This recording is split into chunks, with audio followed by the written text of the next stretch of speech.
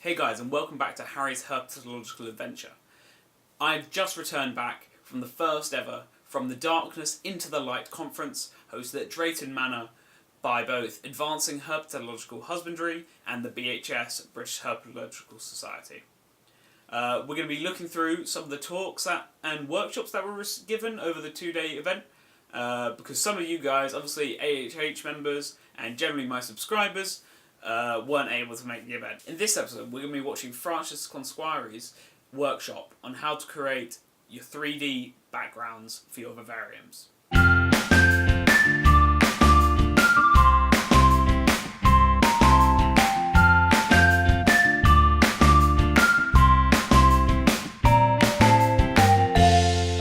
Has been a massive inspiration for me and the way I keep things, and you'll see when I link into here how I've been using some of that information. I have been told that Ron has the plug, although he's gone now, so I can talk as long as I want. So basically I'm going to talk about how I use backgrounds and fake rock to improve enrichment for my snakes and also my lizards. I mean, all of this applies just as much to lizards and other reptiles as it does to snakes. I've done it mostly on snakes simply because lizards tend to get the lion's share of UV light and enrichment, and snakes tend to get stuffed in boxes more. So I'm just wanting to show how it can be done the other way.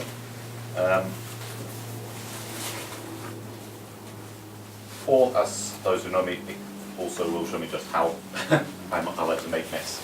So basically all of these techniques are extremely messy, as you can see. You need lots and lots of tarp underneath. It's going to clog up your hoover, it's going to get stuck to your socks, but it's great fun once you start. So I'm going to first talk about the why I do this, and then we'll go into the how. So for me, reptile keeping, I've started it slightly differently to many. I've started chasing and catching them when I was a young child. And for me, at its most basic element, reptile keeping is trying to simulate this. This is a Samophis leafy, credit to Vivek Sharma, to this. So at the end of the day, reptile keeping is putting reptiles into a box. There's different ways of doing it. There's different standards. I think as a group, obviously the standards that we're here to expect are quite high. And I'm just going to talk about how we can improve a simple wooden box into something that offers an enriched environment with different stimuli for a lizard or a snake. So, obviously a keeper is going to aim to make the most of what they have. I mean, I'm not going to stand here and say that I'm the best at doing terraria. I'm not. There are people here that are far, far better than me, much more experienced. They do much nicer setups than I can. This is just a standard terrarium for me. So it's just what I call a terrestrial terrarium. It's got a substrate, it's got some plants, it's got wood, it's got a water bowl hidden around the corner, it's got some branches to climb up. And again, it's the same sort of thing. I think you can see that already I've put rocks and branches and plants to improve how close the lizard, or the snake in this case, can get to the lights and to the heat.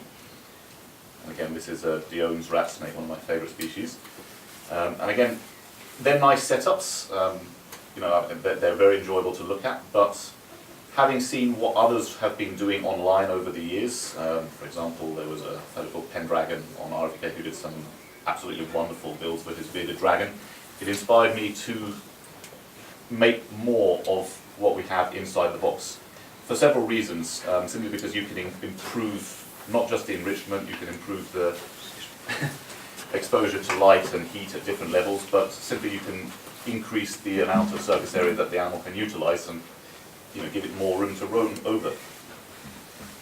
So some of the reasons why I prefer not just fake rock, but giving the background. I mean, obviously when I started with using just flat sheets of cork bark or piles of bricks, is obviously they increase the amount of space. So here you can see Timon tagetanus. It's a Moroccan eye lizard.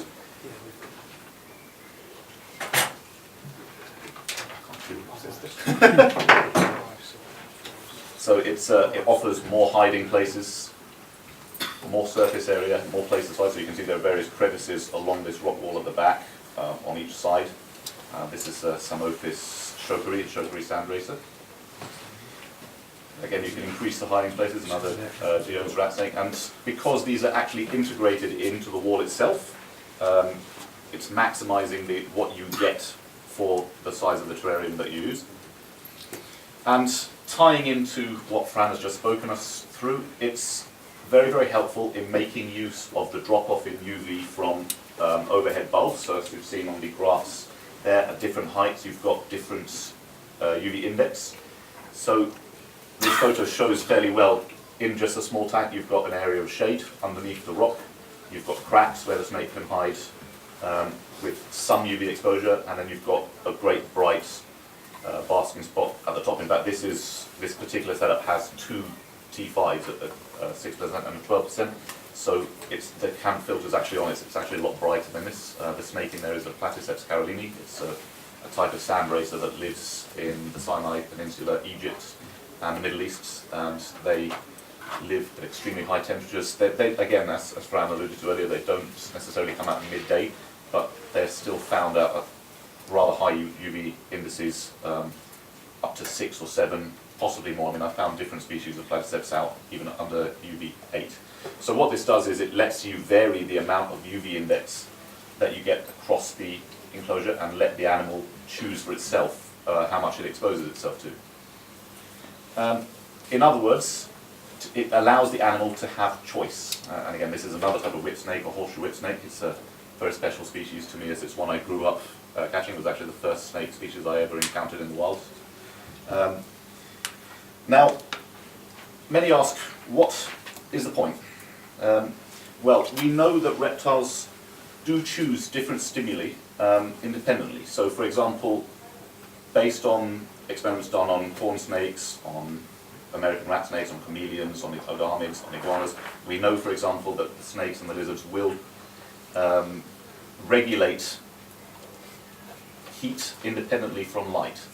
So this is a known factor. And what the rock wall allows you to do, as long as you craft it carefully enough, is you can give the animal the choice of exposing itself to a warm area with high UV, a warm area with low UV, so it doesn't actually have to have the UV shining on it if it doesn't want to, but it can still get warm, a cool area with high UV, and a cool area with low UV. And again, this is done by manipulating the surface of the rock wall using the UVI meter and measuring the UV drop-off at different points of the wall.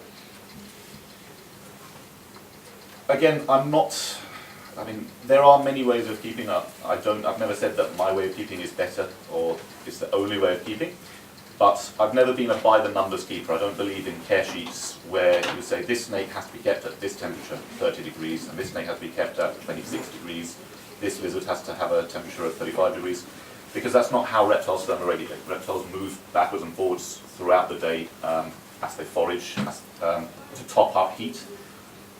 They do have preferred temperatures, but those preferred temperatures can vary quite widely. Even in a species that has quite a narrow preferred temperature, such as coach whip, the preferred temperature is between 30 and 35 degrees. So that's a 5-degree band of temperature that it would heat itself at. And the way that the animals behave is that they will bask in the morning first thing, they'll go off to forage, then they'll top off, bask some more, maybe forage some more, and so on. And they'll be moving backwards and forwards from cooler areas or more shaded areas to warmer areas as they need to.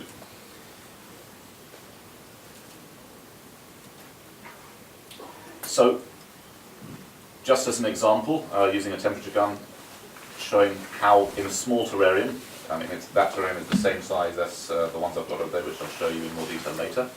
There's a ladder snake here that's just eaten, so you've got in the shade temperature of 19 degrees, which is around room temperature in my house. 22 degrees about the middle of the way up, 26 degrees on that basking spot, all the way up to 30 degrees right at the top. So it's quite a nice gradient for a small reptile. Obviously, larger reptiles would need larger provision of gradient, so they need a larger space, and the bands of temperature would need to be larger so that they can fit their whole body into them. But for small reptiles like this, it's quite a nice way of doing things. And that leads us on to another word. What's the point of offering this choice to an animal and giving it all this area to climb on? And that is a word that's bandied around a lot nowadays. It's It's viewed as a heretical pronouncement by some and espoused by others as a core sort of tenet of husbandry, and that's enrichment.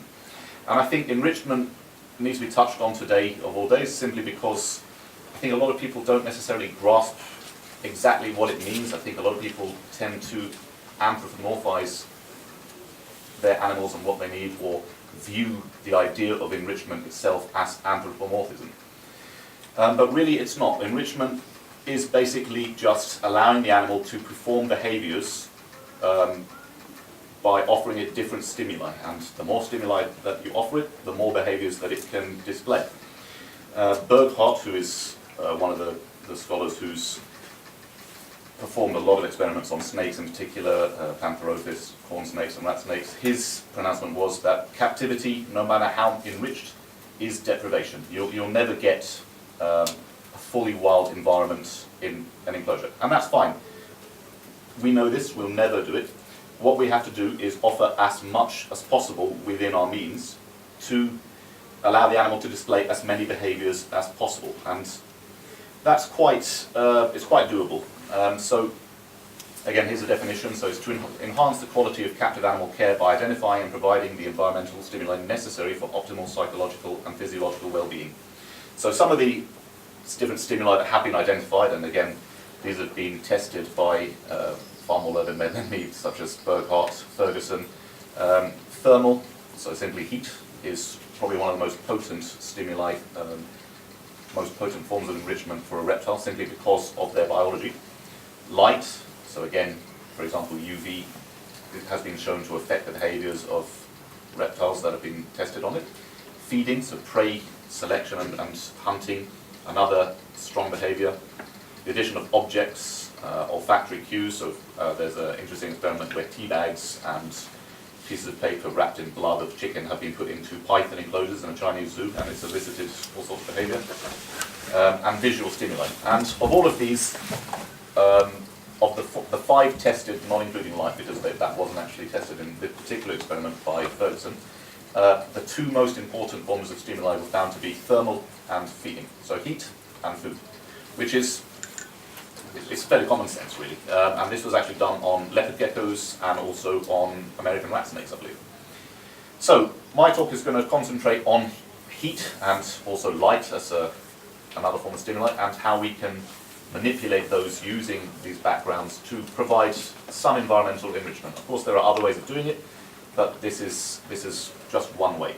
So we know from many enrichment experiments, not just on reptiles, but also on mammals, which have been far more extensively studied, and which zoos and institutions all over the world follow a core tenet of providing as much enrichment as an aspect of welfare as possible. Richer, more complex environments result in animals that are better able to cope with stressful or changing situations. They exhibit improved behaviors, improved cognition, more physical activity, and a reduction in abnormal behaviors. So, comparing, on the left you've got a python which has no enrichment really whatsoever, it's just a bare tub with a water bowl. And on the right, one of my beauty snakes, which you can't see the whole enclosure, but it's a long enclosure with gradient from 30 degrees all the way down to 19 degrees. It's got branches, it's got leaf litter, pine needles that it can burrow under, it's got branches at various heights, a fake rock wall. The 2 environments offer a marked difference in the amount of environmental enrichment they offer. And again, the other thing, being less preachy about enrichment as well, because it is a subject that not everyone espouses as much as some of us, there's the other factor of these rock walls, which is the dangerous assumption, or the dangerous division between arboreal and terrestrial. There are arboreal reptiles, and there are terrestrial reptiles, but in the confines of a terrarium, which most terrariums are going to be no more than 2 feet, maybe if you've got a really tall 4-foot terrarium, but for most of the animals that we keep, they're going to be quite small spaces. This is nothing for even a terrestrial animal. I mean, this is a king snake, widely regarded as quite terrestrial, climbing up at night a cholla cactus, I think. You've got a gopher snake, again, or a bull snake rather.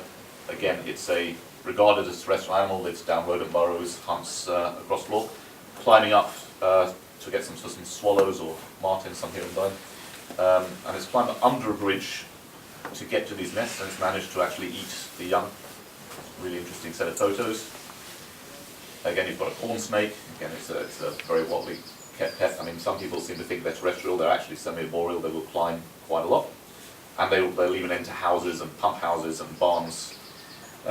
So within the confines of a terrarium, 2 feet really isn't anything. You can put a branch in, and even a so-called terrestrial animal will climb it, as they would in the wild. I mean, you could find a terrestrial, a small terrestrial lizard like a common lizard on a rock or a tree stump. If you scale that down to a terrarium, that's still quite high. So these backgrounds allow the animals more movement up and down. And again, we've got a natal python swallowing a bird. Again, it's another species that often tends to be put into small boxes. So, one of the major inspirations for me was a very polarizing individual called Frank Reitz. I'm sure many of you will know. And whether he invented this or not, I don't know. He certainly coined the word and he made it famous, and it's called the Reitz stack. So he used it for small monitors that tend to dwell in crevices in cliffs. And what his idea was, he'd put the heat above a stack of different wood, and the animal is then free to choose at what level below the heat it can be and regulate its heat that way. And at the same time, it sort of reproduces these narrow crevices that these animals would squeeze into in the wild. So this is perfectly fine as a form of enrichment. You don't need to do more than this. I like aesthetic enclosures. I'm sure many of us in here do. So from here on in, we are going to focus on the artistic as well as just the practical. You don't need to have painted rock wall enclosures to be able to do this. In fact, I used to do a very similar thing just with cork bark piled up, which offers lots of gaps and spaces that it can enter, and at different heights.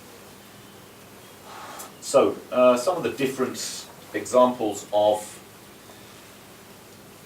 backgrounds that can be used. Ranging on symbol, this is just a simple Exoterra or Zoomed cork tile background. It's on the back of a small Exoterra tank. And this is a gliding lizard, Holaspis, from West Africa. These animals live on tree trunks, and they basically spend their lives moving up and down these trunks, or also on rocks. You can't really see it from these pictures, but they're extremely flattened. And what they do is they squeeze into bark. Some say they also glide. They certainly do have some adaptations for gliding, but it's not something that I've ever seen. I've got a few of these.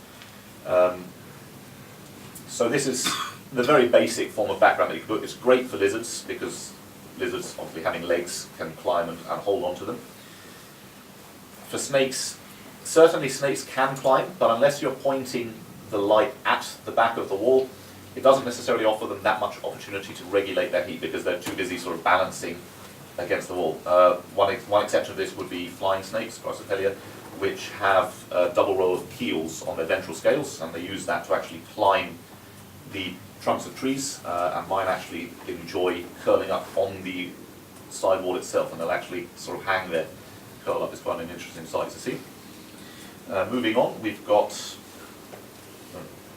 okay, so this is the basic build for the first type of rock wall that I started to build, which was based on some that I've seen on our forums, and it's using grout. It's quite a common method of doing. So, briefly going into how I build it, obviously let me know if we're going over time. So I'd start with a back wall of kingspan, which is an insulation material that can be easily carved. It's quite crumbly and messy. And then using more kingspan, or ideally extruded polystyrene, you would just add in the rocks. Now, there's two common forms of polystyrene. You've got expanded polystyrene, which is the one used in packaging, and that's the one that crumbles into little balls. So if you break it, loads of little balls will come out. It also melts if you spray it, so it's not really good. It's much lighter. It can be used, especially with a hot wire cutter, but it's a bit harder to work with, and it doesn't have quite as nice a result. Or you've got extruded polystyrene, which is a much denser packing material. In fact, I've got an example of it here, so I can pass that around.